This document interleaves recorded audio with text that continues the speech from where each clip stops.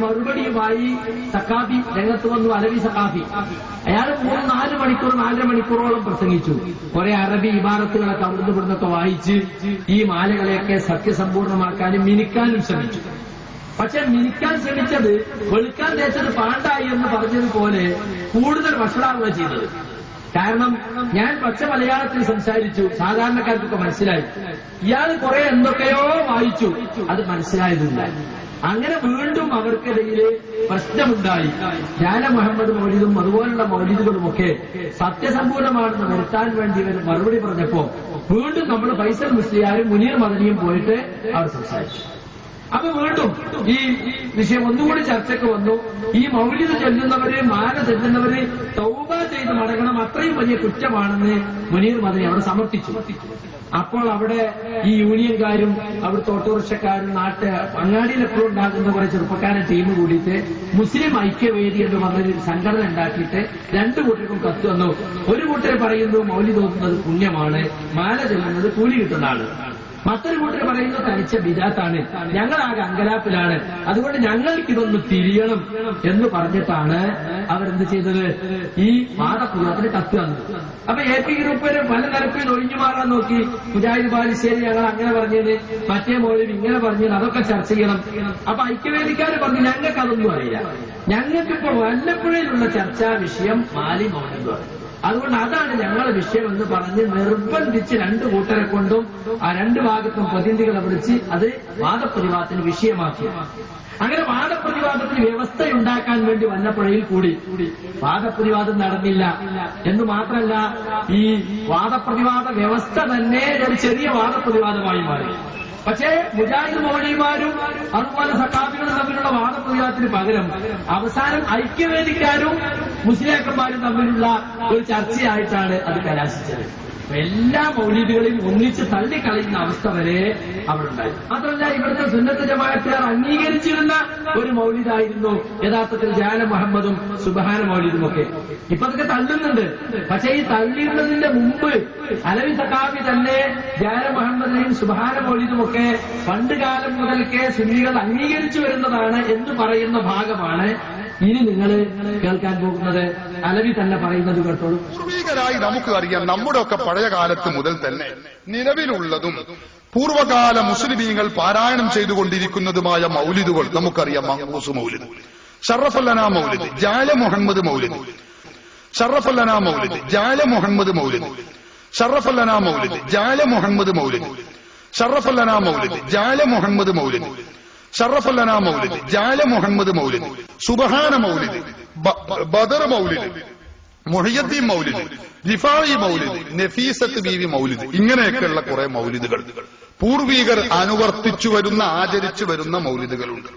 അതുപോലെ തന്നെ മുഹയ്യദ്ദീൻ മാല, റിഫായി മാല, ബദർ മാല, നഫീസത്ത് മാല, ഇത്തരം മാലകൾ ഇതൊക്കെ സുന്നികൾ പാരായണം ചെയ്യുന്നതും.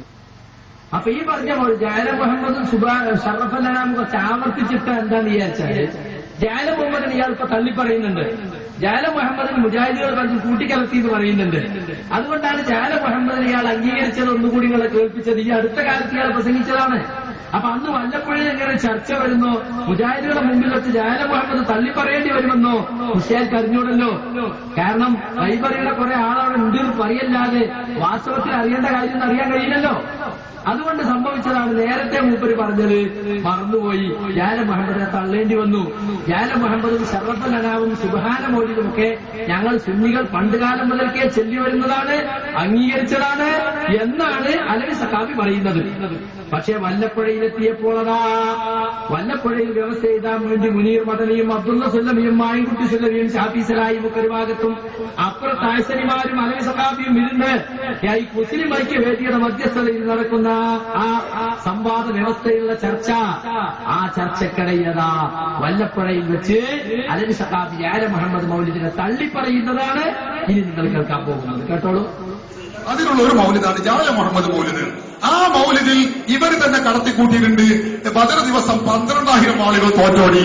അത് നുണയാണ്, ശരിയല്ല. അത് ഞങ്ങൾക്കറിയാം. അതുകൊണ്ടാണ് ഞാൻ പറയുന്നത്, അതിൽ നുണകൾ പലതും കടത്തിക്കൂട്ടിയിട്ടുണ്ട്.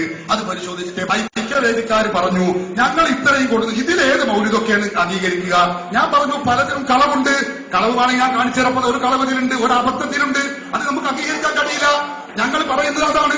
കണ്ടോ, ബദർ ദിവസം 11,000 ആളുകൾ കുഫാറുകൾ ഒളിച്ചോടിയെന്ന ബദർ ദിവസാകെ 1000 ആളാണുള്ളത്. അത് 11,000 ഇവര് കടത്തിക്കൂട്ടി. 12,000 മൂപ്പർക്ക് നുണ പറയുമ്പോൾ അതും തെറ്റിപ്പോയി. 12,000 കാഫറുകൾ എന്നുള്ളത് നമ്മൾ കടത്തിക്കൂട്ടിയതാണ്. ഞങ്ങൾ എത്ര കാലമായി ഇത് പറഞ്ഞിട്ട്? എത്ര ഔലിയാക്കന്മാരുണ്ട് ഇവിടെ വൈബറിയുന്ന ആളുകളായിട്ട്. നിങ്ങൾക്ക് ഇതൊന്ന് കണ്ടുപിടിച്ച് തരണ്ടേ? നിങ്ങൾക്ക് ഇതാ മുജാഹിദ് ഇങ്ങനെ ഒന്ന് കടത്തിക്കൂട്ടി അപ്പൊ തന്നെ കയ്യോടെ പിടികൂടി തൊണ്ടി സഹിതം പിടികൂടി അപ്പൊ തിരുത്തിക്കണ്ടേ? വല്ലപ്പോഴേലും ഞങ്ങളെ മുമ്പില് വാദപ്രതിവാദത്തിന് വ്യവസ്ഥ ചെയ്താ ഇരിക്കുന്ന നാള് വരെ പറഞ്ഞിട്ടുണ്ടോ? എന്ന് മാത്രമല്ല, ഈ 12,000 ഇയാളുടെയൊക്കെ ഉസ്താദ് തന്നെ ഇസ്മായിൽ നെല്ലിക്കുത്തിനെ പോലെയുള്ള ആളുകളൊക്കെ ന്യായീകരിക്കുക ചെയ്തിട്ടുള്ളത്. എന്താ ന്യായീകരിച്ചത്? ഞാൻ നേരത്തെ പറഞ്ഞില്ലേ, 1000 കുഫാറുകളും പിന്നെ 11,000 ശൈത്താന്മാരും എന്നാണ്. അത് തന്നെ ഇ കെ സുന്നിയുടെ നേതാവായ നമ്മുടെ മുസ്തഫൽ ഫൈസി, അയാൾ കുറെ കാലം AP ആയിരുന്നു. പിന്നെ കുവൈത്ത് കരാറില് കാന്തപുരത്തിന്റെ കള്ളക്കളി കണ്ടിട്ട് ഇ കെ ആയി പോയതാണ്. അയാൾ പറയുന്നത് കേട്ടോളൂ.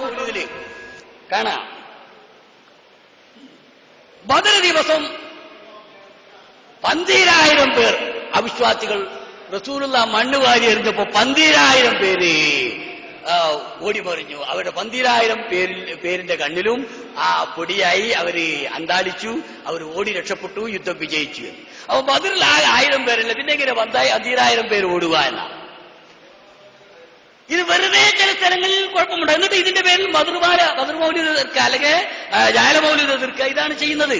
നമുക്കറിയാത്തതിന്റെ പേരിൽ എന്തിനു എതിർക്കേണ്ട ആവശ്യം? അങ്ങനെയാണെങ്കിൽ ഈ ഖുർആൻ എല്ലാം നമുക്കറിയുന്നുണ്ടോ?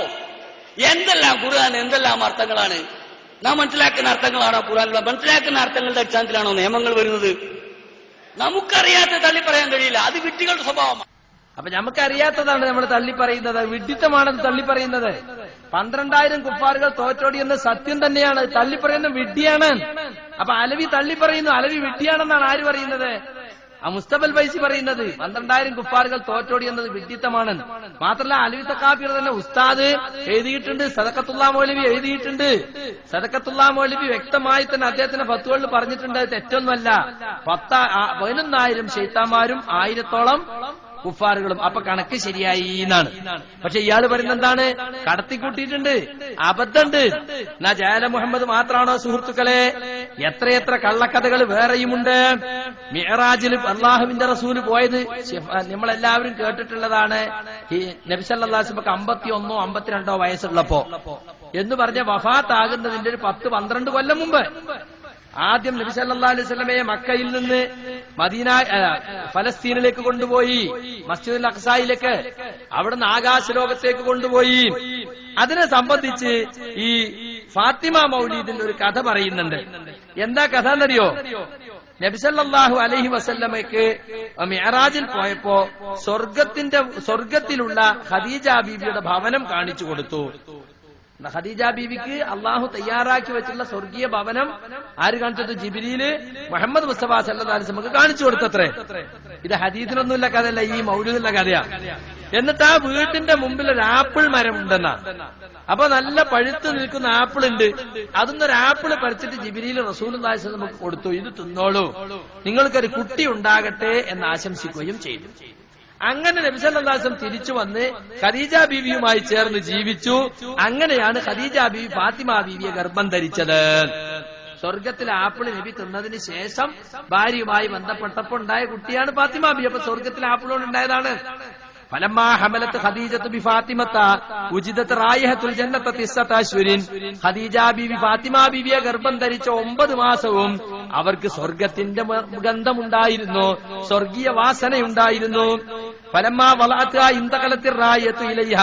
പ്രസവിച്ചപ്പോൾ ആ സ്വർഗത്തിന്റെ പരിമളം ഫാത്തിമ ബീവിയിലേക്ക് നീങ്ങി.